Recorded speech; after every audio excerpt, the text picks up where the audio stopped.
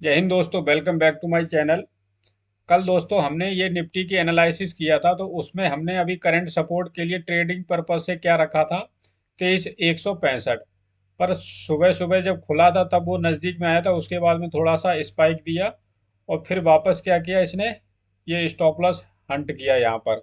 और stop loss Hunt करके इसने क्या किया, ये 23,000 के पास में आया था, 23,100 के पास में। और उसके बाद में फिर ये हैमर कैंडल बनाई 15 मिनट में, और इसके बाद में प्राइस को थोड़ा ऊपर ले गया। और वहां पर ये क्या किया, देखो टॉप पे ये इवनिंग स्टार बनाया और फिर प्राइस को यहाँ पर डाउन किया। उसके बाद में अगर ये करंट समय में अगर देखें तो ये क्या किया इसने, 23,100 का भी स्टॉप लॉस हंट किया है। और अभी इसको प्राइस क्या है, ब्रेक डाउन करके नीचे ट्रेड कर रहा है। मंडे को अगर ये 23,000 के आसपास में अगर यहाँ पर कहीं खुलता है, तो बियरिश ट्रेड के लिए क्या है कि अगर प्राइस क्या होता है, इसके नीचे क्लोज हो जाता है, कितने टाइम फ्रेम में, 15 मिनट में। तो आप क्या कर सकते हो, उस 15 मिनट की कैंडल के ब्रेक डाउन पर, और यहाँ पर अगर ये रेड कैंडल बनती है तो ब्रेक डाउन पर आप इस ट्रेड में यहाँ पर एंट्री कर सकते हो। जो 15 मिनट की कैंडल ब्रेक डाउन करेगी, उस 15 मिनट की ब्रेक डाउन कैंडल के ऊपर यहाँ पर स्टॉप लॉस। लेकिन 15 मिनट में कैंडल के नीचे ब्रेक डाउन होनी चाहिए, तभी हम उस ट्रेड में एंटर करेंगे, नहीं तो नहीं। तो ये बियरिश ट्रेड हो गया। अगर यहाँ से बुलिश सेटअप मिलता है तो हम बुलिश सेटअप के लिए देखेंगे। उसके बाद में कल हमने ओआई का देखा था, तो क्या था, 23,200 पर सपोर्ट था। लेकिन अब वो क्या हुआ, आज 23,200 वाले भग के कहाँ पे पहुंच गए, 23,000 पे वापस। वही सेम परसों वाला हो गया। तो यहाँ पर हम देखते हैं, चेंज ओआई में जाते हैं, तो चेंज ओआई में देखते हैं तो यहाँ पर क्या हुआ कि जो ये ओआई बैठा था 23,400 पर, ठीक है, वो 23,400 वाला भग गया और 23,300 वाला भी भग गया। तो ये क्या है कि ये ओआई चेंज होता रहता है, तो हमें क्या दिन में भी थोड़ा सा ध्यान रखना पड़ता है कि डेटा क्या कह रहा है, और चार्ट दोनों को हम एनालिसिस करके वहां पर अगर हमारा व्यू गलत जाता है तो हम अपना स्टॉप लॉस लेके एग्जिट कर सकते हैं। हाँ, पर इसमें यह है कि एक तरफा मतलब बुलिश नहीं होना है। अगर हमारा यहाँ पर स्टॉप लॉस था, पर हमने क्या यहाँ पर अगर ट्रेड सेटअप क्या बनता, अगर यहाँ से ये बुलिश होके यहाँ से वापस मारता, तो हम सेटअप यहाँ पे एंट्री करते। जो था इसका तो क्या किया इसने, स्टॉप लॉस हट कर दिया। फिर नेक्स्ट सपोर्ट था 23,100, तो उसका क्या किया इसने, ये 10 बजे के आसपास तो हंट नहीं किया। लेकिन जब लास्ट में मार्केट क्लोज हुआ, तब इसने क्या किया, 23,100 का भी स्टॉप लॉस हट कर दिया।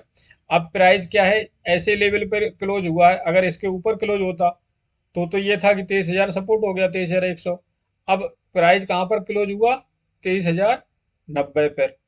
तो अब ये क्या है कि ये मेक और ब्रेक लेवल हो गया 23,100 का। अब क्या होगा, अगले दिन या तो गैप अप खुलेगा या गैप डाउन।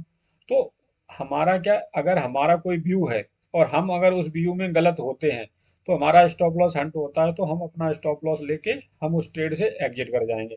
अगर दोबारा कोई सेटअप बनेगा तो एंट्री करेंगे, नहीं सेटअप बनेगा तो हम एंट्री नहीं करेंगे। हमें अगर हमने कोई डिसाइड किया है कि अगर हमारा ये स्टॉप लॉस है, अगर स्टॉप लॉस हंट हो जाता है, तो हम वहां से ट्रेड से 100% एग्जिट कर लेना चाहिए। रिस्क जो है वो काफी बढ़ जाता है। और उसमें क्या होता है कि फिर हमारा अगर दूसरा कोई सेटअप बनेगा तो हम वहां पर कोई ट्रेड नहीं कर पाते हैं। तो डेली में अगर हम देखें तो डेली में ये क्या है कि ये एक मदर कैंडल सी है, मदर कैंडल, इनसाइड कैंडल, कुछ भी मान लो। तो ये क्या, एक बड़ी कैंडल है। अब इसके अंदर क्या है, ये तीन बेबीज हो गए, ठीक है। तो अब क्या है कि डेली के टाइम फ्रेम में देखो तो कुछ लोगों ने क्या किया है, short strangle, short iron condor, तो उस टाइप की स्ट्रेटजी कर रखी है। अब यहाँ पर क्या किया है, 23,400 और ये 23,000 का पुट और कॉल बेच रखा है यहाँ पर। 23,400 की कॉल और 23,000 का पुट। उसके बाद में बीच में चलने दो जनवरी की एक्सपायरी तक। जनवरी की जब एक्सपायरी हो जाएगी तब उसके बाद में नया डेटा को। लेकिन ये क्या है कि 100% है, ये जनवरी तक ब्रेकआउट नहीं कर सकता है, कर सकता है। पर हमें क्या, अगर आपको यहाँ पर ये बार समझ में नहीं आता है, तो ये ऑप्शन चेन इसकी एनएससी की वेबसाइट की है। तो आप क्या कर सकते हैं, यहाँ पर जाके आप डेटा देख सकते हैं। तो ये क्या है, कॉल का एरिया है और ये पुट का एरिया है। ये जो सैडेड एरिया है ये क्या है, इन द मनी एरिया है, किसका, कॉल का। और ये सैडेड एरिया है इन द मनी, किसका, पुट का। और ये आउट ऑफ द मनी है, ये कॉल का आउट ऑफ द मनी है, ये पुट का आउट ऑफ द मनी है। तो अभी प्राइस चल रहा है लगभग 23,100 के आसपास में। तो ये कॉल साइड का है। तो कॉल साइड में अगर हम यहाँ पर ओआई देखते हैं, तो कॉल साइड में ओआई सबसे ज्यादा कहाँ पर है, ये इस स्ट्राइक पर है, ठीक है, 23,200 पर। तो ये क्या हो गया फिलहाल का रेसिस्टेंस बना दिया इन्होंने। ठीक है, फिर हम देखते हैं तो 23,300 पर, तो यहाँ पर भी एक रेसिस्टेंस है। फिर इससे बड़ा कहीं पे है, फिर इससे बड़ा है 23,500 पर। तो कहने का मतलब अभी ये है कि मीन्स अभी 23,200 पे छोटा सा रेसिस्टेंस है छोटे टाइम फ्रेम के लिए, 5 मिनट 10 मिनट के लिए। तो 23,200 हो गया। अब सपोर्ट देखते हैं। तो सपोर्ट में फर्स्ट सपोर्ट कहाँ पे हो गया, 23,100 पर, 1,14,000। फिर उसके बाद में आ गया दूसरा सपोर्ट, आ गया ये 23,000 पर, 2,60,000। उसके बाद में बड़ा सपोर्ट यहाँ पर नहीं है, फिर ये आ जाता है 22,800 पर। ठीक है, नेक्स्ट आ जाता है फिर 22,800। तो अभी के लिए हमारे पास में क्या हो गया, 23,000 और 23,200, 100 पॉइंट नीचे और 100 पॉइंट ऊपर, ये हो गया है सपोर्ट और रेसिस्टेंस। तो इसके हिसाब से हमें ट्रेड देखना है। अगर 23,200 के ऊपर ब्रेक करता है तो वहां पर हमें देखना है, अगर 23,000 के नीचे ब्रेक करता है तो वहां पर देखना है। और बीच में छोटा छोटा सेटअप अगर हमें कोई ट्रेड मिलता है तो कर सकते हैं। लेकिन अगर निफ्टी फिफ्टी में क्या है कि अगर आप रिस्क रिवॉर्ड और ट्रेड से तुरंत एग्जिट करना अगर आपको आता है तो ही आप ऑप्शन कीजिए, नहीं तो अगर आप ऑप्शन में अगर स्टॉप लॉस नहीं लेते हैं तो आप ऑप्शन में प्रॉफिट नहीं कमा सकते हैं। तो आप ऑप्शन से दूर रहिए। उससे क्या है कि फिर क्या आपकी साइकोलॉजी सेटअप नहीं, प्रोसेस करना आप नहीं सीखोगे। फिर आप यहाँ पर लॉस और प्रॉफिट के चक्कर में क्या होगे, प्रोसेस भूल जाओगे। अगर आपको ऑप्शन में अगर आपको समझ में नहीं आता है तो आप क्या कीजिए, स्टॉक में कीजिए। कि आपने कोई सेटअप लिया, कोई स्टॉक ढूंढा, और उसमें अगर कोई बुलिश सेटअप बन रहा है तो वहां पर आप क्या कर सकते हैं कि जैसे अभी मान लो रिलायंस ही मान लो। ठीक है, तो हम क्या कर सकते हैं कि स्टॉक में इक्विटी में बाय करके लॉन्ग टर्म छोड़ सकते हैं। अभी जैसे रिलायंस में क्या है, यहाँ पर ये डबल बॉटम बना था, उसके बाद में ये प्राइस थोड़ा ऊपर गया।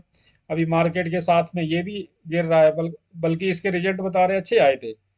रिजल्ट इसके पिछले की अपेक्षा अच्छे आए थे, लेकिन मार्केट की वजह से प्राइस इसको गिर रहा है। यहाँ पर रिजल्ट अच्छे आए हैं, ये देखिए। तो अब जैसे रिलायंस में क्या है कि अब हम यहाँ पर देखेंगे, अब यहाँ पर अगर कोई सेटअप बनेगा तो हम क्या रिलायंस स्टॉक में ट्रेड कर सकते हैं, कर सकते हैं। लेकिन इक्विटी में क्या होगा, आपको आप प्रोसेस पहले सीखिए। अब जैसे यहाँ पर ये क्या बन रहा है, एक ट्रेंड लाइन बन रही है। ठीक है, अब ये ट्रेंड लाइन एक सपोर्ट मान लो। अगर ये ट्रेंड लाइन सपोर्ट यहाँ पर लेती है, ठीक है, और हम अभी कहाँ पर देख रहे हैं, हम देख रहे हैं डेली में। हम कितने टाइम फ्रेम में देख रहे हैं, डेली में। और अगर हम आवरली में जाते हैं, तो आवरली में जाते हैं तो आवरली में यहाँ पर देखते हैं, अब यहाँ से प्राइस क्या बाउंस बैक किया था, फिर यहाँ से प्राइस बाउंस बैक किया था। अब अगर इस एरिए में अगर कोई बुलिश कैंडल कोई सेटअप मिलता है, यहाँ पर क्या करे, यहाँ पर इस एरिए में बुलिश कैंडल ऐसे मिले तो लगभग इस कैंडल के आसपास में हम एंट्री करेंगे।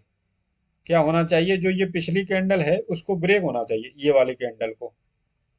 अगर ये वाली कैंडल ये ब्रेक करता है यहाँ पर, और हम फिर और नीचे जाके देखेंगे 15 मिनट में, तो 15 मिनट में अगर प्राइस ऐसे करके यहाँ से ये ब्रेकआउट करता है तो यहाँ पर हम थोड़ा ट्रेड ले सकते हैं, BTST टाइप का। तो दोस्तों ये था निफ्टी पर एनालिसिस। आपने पहले सीखा नहीं है तो फर्स्ट में आप ऑप्शन से दूर रहिए। तो आप क्या कीजिए, खाली इक्विटी कैश से अपने क्या है प्रोसेस को समझें कि कहाँ पर हमें चार्ट पैटर्न देखना है, कहाँ पर कैंडलस्टिक पैटर्न देखने, कहाँ सपोर्ट होता है, कहाँ रेसिस्टेंस होता है। नए ट्रेडर हैं और आप ऑप्शन से स्टार्ट करेंगे तो वहाँ पर क्या है कि आपकी साइकोलॉजी डिस्टर्ब हो जाएगी। तो फर्स्ट में क्या कीजिए, आप इक्विटी में कीजिए और स्टॉक बाय कीजिए, और उससे आप क्या करके प्रोसेस करके धीमे धीमे धीमे धीमे अपने प्रोसेस को बिल्ड। आई होप आपको वीडियो पसंद आया होगा। अगर वीडियो पसंद आया तो वीडियो को लाइक और शेयर करें और चैनल को सब्सक्राइब करना ना भूलें। जय हिंद दोस्तों।